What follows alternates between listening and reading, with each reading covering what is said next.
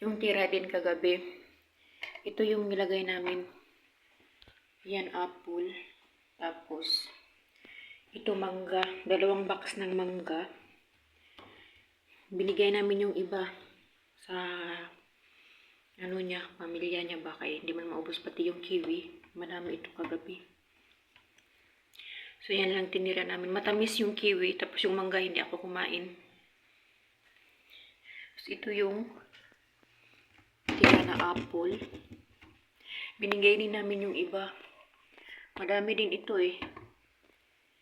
Pinabring house namin doon sa kanila. Tapos, ito, mayroong saging.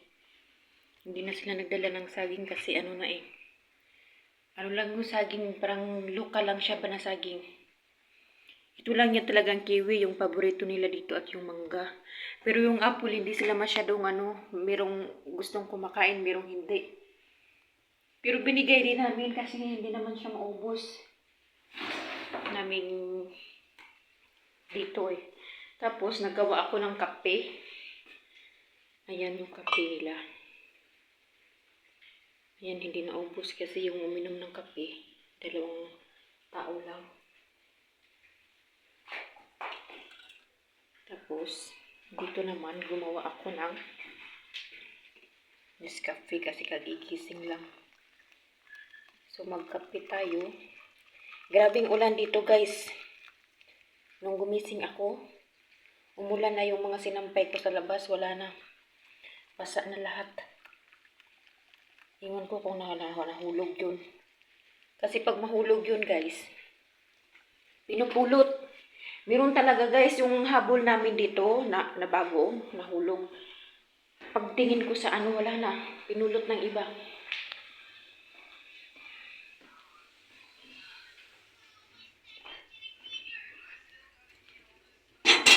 Pinulot talaga ng iba, guys.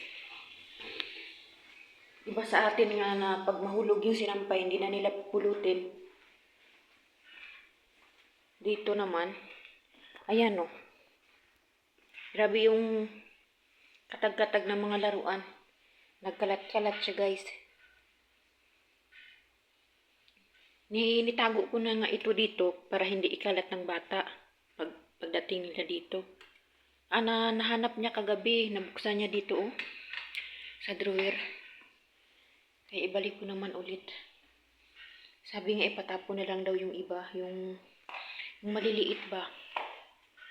Yung ko na lang yung mga malalaki na katulad nito ng mga laruan niya. Tapos itapon daw yung iba.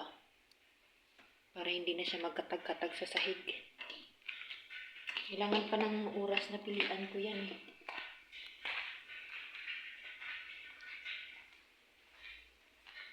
Mahirap kasi mahirap pag umupo ba na magpili ka ng mga laruan na maliliit kasi yung tiyan mo ba, tawag.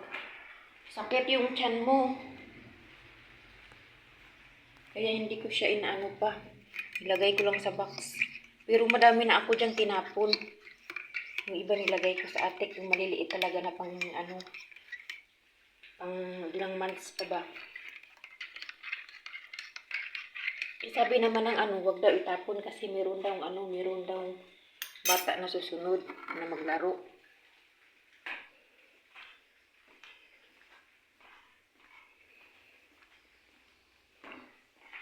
Ito sa kanya, ibibigay ko sa bata. Kasi gusto niya napainom ko siya ng gatas. Kasi malamig.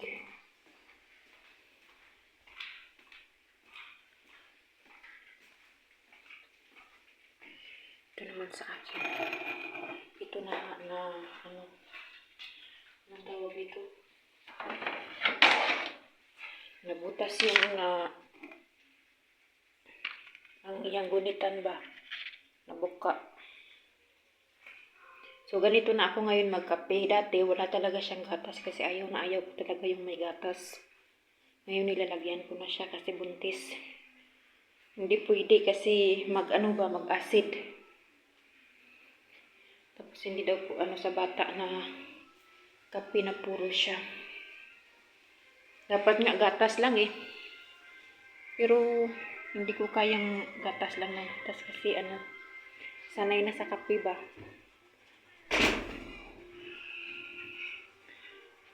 Yan siya. Where is your cake?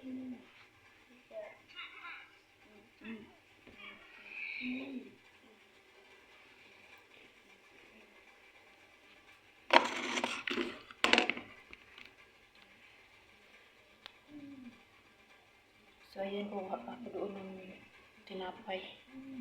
So, yan lang. Thanks for watching, guys.